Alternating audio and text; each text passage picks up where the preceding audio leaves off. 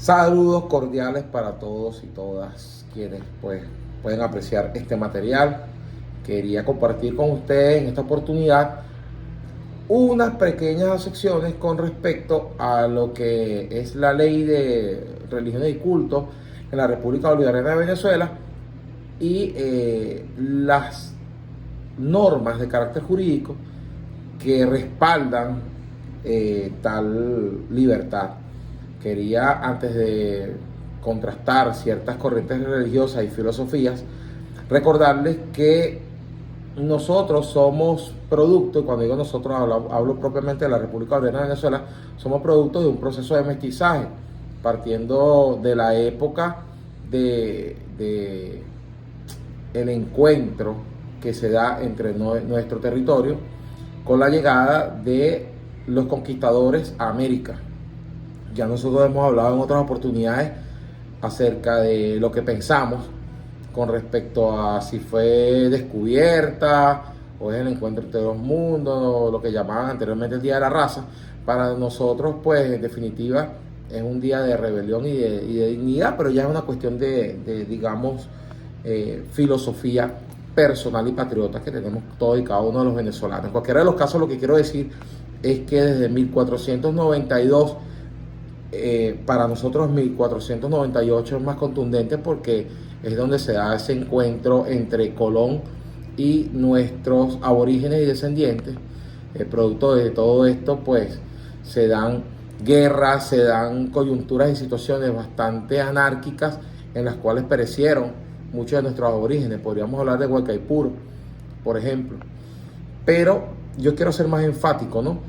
Y en esta oportunidad voy a destacar un poco lo que tiene que ver con la inmolación de animales. Para eso requiero pasearme muy brevemente por lo que ha sido, pues, la historia y la libertad de culto de nuestros días. Fíjense, se me hace necesario destacar que nuestro padre libertador Simón Bolívar no pudo ver materializado el sueño de abolir la esclavitud. Recordemos que es José Gregorio Monagas quien da ese paso contundente a través de un decreto, de una norma jurídica, y pues ya es para la época de 1850-51 cuando se da ese paso. Ya el libertador había fallecido casi 20 años antes, en 1830. Por lo tanto, aun cuando desde 1824 a 1834 nuestro congresista Tomás Lander ya había dado unos avances importantes con respecto a la libertad de culto, no es hasta 1850-51 que se da ese paso tan importante de abolir la esclavitud en Venezuela. Es decir, de ahí nosotros comenzamos a tener libertades. Cuando hablo de nosotros, hablo de nuestros descendientes de carácter ancestral. El esclavo, el indio, el negro, el sambo inclusive. Entonces, pues, allí es donde se dan esos primeros pasos. Pero las diferentes constituciones, 26 tenemos hasta la actualidad, las diferentes constituciones no contemplaron, digamos, en el instrumento, sino hasta ya el siglo XIX bien adentrado, siglo XX posterior. Y yo quiero ser enfático en el año 1961, la extinta y penúltima constitución que tuvimos. Pues aquí se contemplaba en el artículo 65 lo que era la libertad de culto. Pero fíjense cómo se manifestaba esa libertad de cultos, ¿no? De esta forma, y me voy a permitir leer acá. Artículo 65. Todos tienen el derecho de profesar su fe religiosa y de ejercitar su culto, privada o públicamente, siempre que no sea contrario al orden público o a las buenas costumbres. El culto estará sometido a la suprema inspección del Ejecutivo Nacional, de conformidad con la ley. Nadie podrá invocar creencias o disciplinas religiosas para eludir el cumplimiento de las leyes, ni impedir a otro el ejercicio de sus derechos. Esto es importante, ¿no? Porque fíjense que ahí no contempla la libertad de práctica, y ahí no estaba contemplada, y eso es importante que lo destaquemos, ¿no?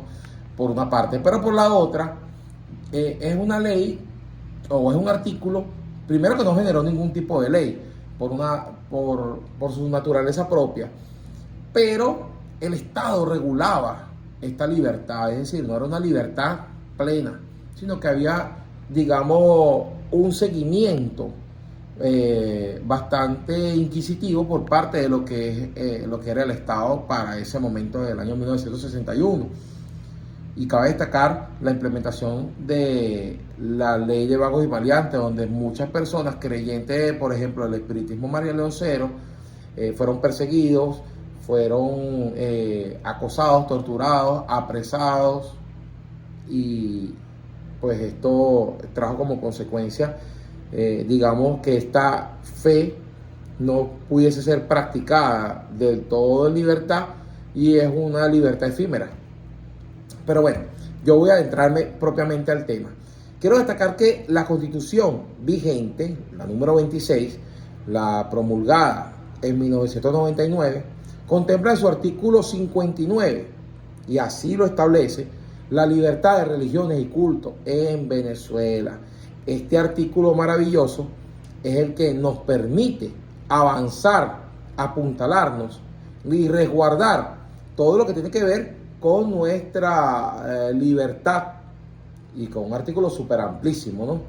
Pero todavía en este momento no contamos con una ley que regule, digamos, el actuar de las diferentes manifestaciones y expresiones de fe. O sea, no está todavía en vigencia un instrumento legal que nos pueda a nosotros permitir avanzar con respecto a lo que va a ser las diferentes prácticas de todas y cada una de las religiones.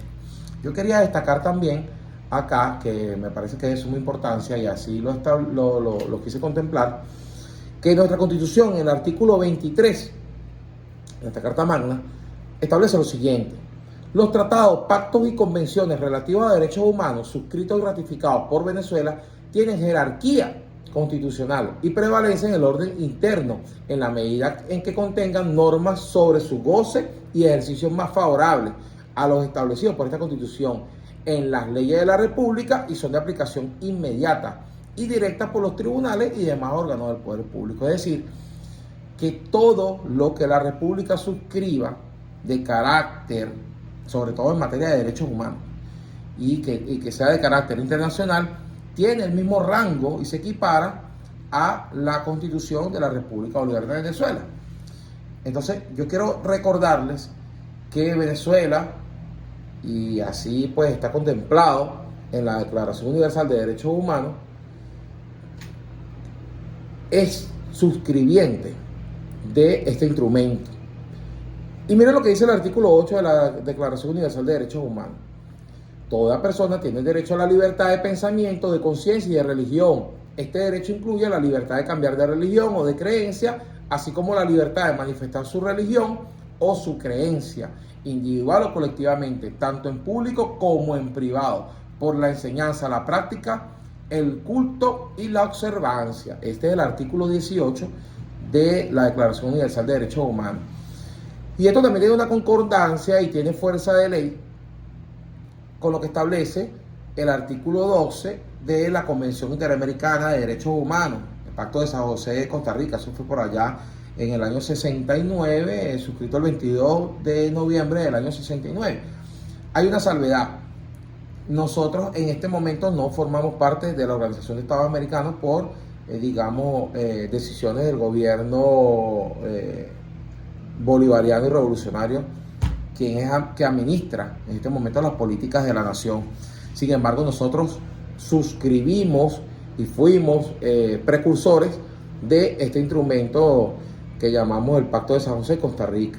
Y su artículo 12, que es un referente obligado, es bastante amplio, establece lo siguiente: libertad de conciencia y de religión. Toda persona tiene derecho a la libertad de conciencia y de religión. Este derecho implica la libertad de conservar su religión o sus creencias, o de cambiar de religión o de creencia, así como la libertad de profesar y divulgar su religión o sus creencias, individual o colectivamente. Fíjense, muy similar a lo que se establecía por allá en la del 61, tanto en público como en privado. Nadie puede ser objeto de medidas restrictivas que puedan menoscabar la libertad de conservar su religión o sus creencias, o de cambiar de religión o de creencia.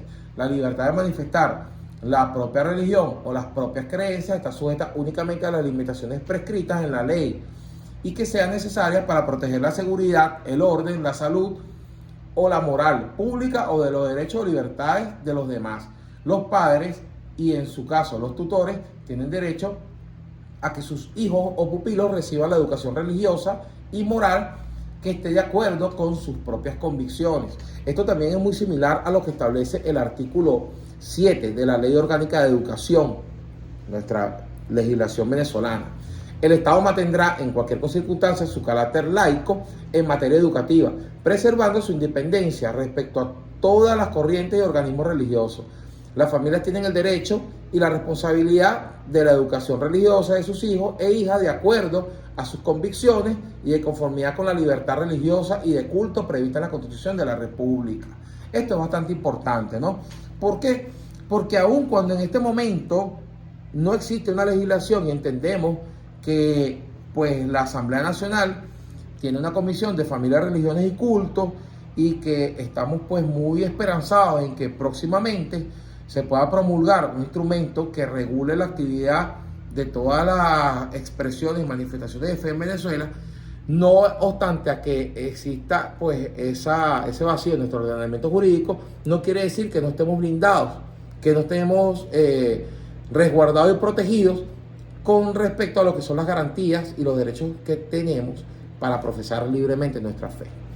Ahora bien, quería dejar este previo acá para que ustedes pues pudiesen argumentar, debatir, investigar, pero quería referirme también a lo que es la inmolación de animales, prácticas ancestrales, o sea, en nuestras culturas indigenistas y yoruba, es común que se efectúe la inmolación de animales.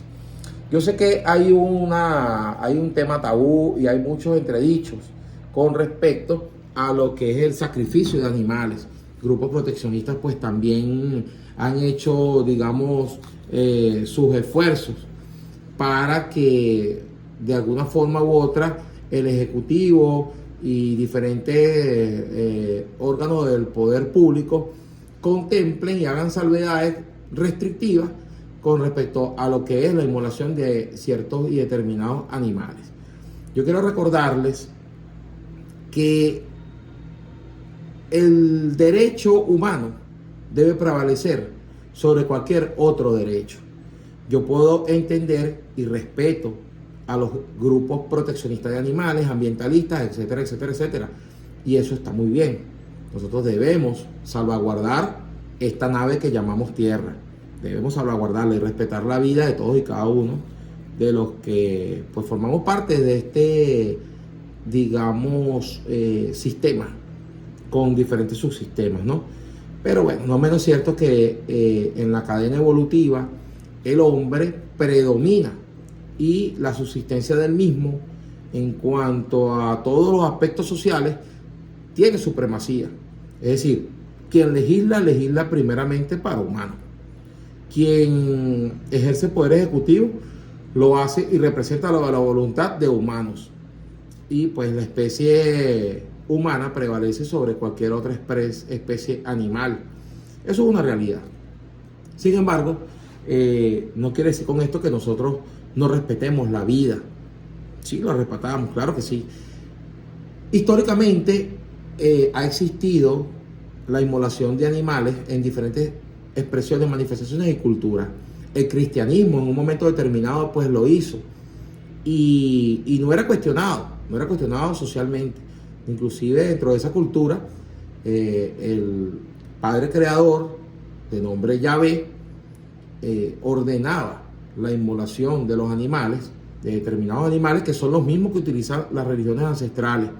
Yo quería, si ustedes me lo permiten, poner este material adjunto a este video que estoy grabando para que ustedes puedan contemplar y contrastar que el libro de Génesis en el capítulo 15, y podríamos utilizar como referencia los versículos del 9, 10 y 11, de 9 al 11, podríamos ver cómo Yahvé manda a Abraham a hacer el sacrificio de unos animales muy similar a lo que hacen, lo que se practica en las religiones yorubas, Y yo quería dejárselos por acá para que podamos de cierto modo evidenciar que no podemos tener preferencias, o que si alguna liturgia dejó de hacer una práctica porque lo considera por carácter religioso inaplicable, no quiere decir que otra no tenga el derecho a hacerlo, o que ahora es malo porque antes era bueno y ahora es malo. Nosotros tenemos libertad de práctica, y siempre que no se le cause un daño a nadie, no estaríamos incurriendo en ningún tipo de delito. Esto yo lo quiero dejar muy claro. Voy a dejarles este material y posteriormente haré una apreciación final. ¿Qué me has de dar siendo así que ando sin hijo? Mira que todavía no me has dado prole. Haré tu descendencia como el polvo de la tierra, que si alguno puede contar el polvo de la tierra, también tu descendencia será contada. Pero Sarai, mi esposa, es estéril y no ha tenido hijos. Yo soy el Señor, Dios, que te hizo salir de Ur de los Caldeos para darte a heredar esta tierra. Señor, ¿cómo conoceré que la tengo que heredar?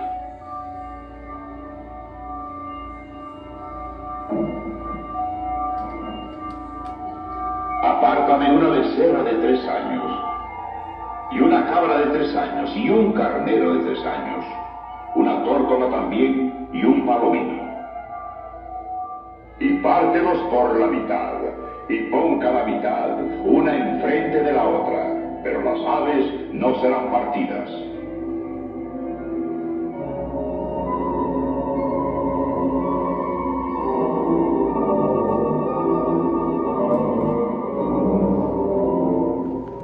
Bien, como pudimos percibir, ahí hay un mandato expreso y ahí el sacrificio de los mismos animales que se utilizan en la corriente y la religión yoruba en la actualidad. Esto yo lo quiero, digamos, afianzar, y quiero que se utilice como referente obligado, porque muchas iglesias de carácter cristiano hoy cuestionan nuestras prácticas, siendo prácticas primitivas que se implementaban dentro de lo que es su misma creencia hoy día. Pasarnos por los tratados de Letrán, el Concilio de Jerusalén, Nicea, etcétera, etcétera, y todo lo que pasó desde el año 312, 325 y su siguiente, con la llegada de Constantino y la implementación de ciertos criterios que fueron transformadores de lo que es la iglesia, digamos, cristiana. No quiero meterme mucho en ese tema, pero sí quiero destacar que no puede existir ningún tipo de preferencia, o que podamos clasificarnos, o que exista un tipo de discriminación entre quién tiene la razón, quién no la tiene, quién lo hace bien, quién lo hace mal, quién lo hacía mal que ahora lo hace bien, y quién lo sigue haciendo que entonces causa un daño. Yo creo que esto pues no tiene sentido. Nosotros debemos ser respetuosas de lo que en definitiva las liturgias de las diferentes manifestaciones de fe pues contemplan. No podemos ser nosotros esos inquisidores, y que dejemos el tema cultural atrás y que avancemos en la mejor religión del mundo, que es la de amar, la de respetar, la de tolerar, y la de definitivamente no causarle daño a nadie. Yo creo que esa es la mayor de las expresiones que podemos profesar como religiosos y religiosas, y que no sirvan las religiones para dividir, para atacar, para acechar o para denigrar algún tipo de sector de la humanidad. Es decir, en la India está prohibido comer carne de res. Nosotros acá comemos carne de res. En Asia comen perros. Nosotros no comemos perros, protegemos a los perros inclusive. Pero sí se hacen sacrificios de carácter bovino. Se hacían en el Antiguo Testamento, y nuestras prácticas pues por cuestiones de rituales y de liturgia, y nuestros dioses pues así lo exigen, lo seguimos implementando tal como Yahvé lo pedía en algún momento determinado del camino. Entonces yo creo que tenemos que ser un poquito más conscientes, más maduros, y que bueno, que sea la legislación la que determine en un futuro no muy lejano cuáles son las políticas que se van a implementar para que podamos de alguna forma coexistir dentro del respeto, la tolerancia, la paz y la dignidad. Bendiciones.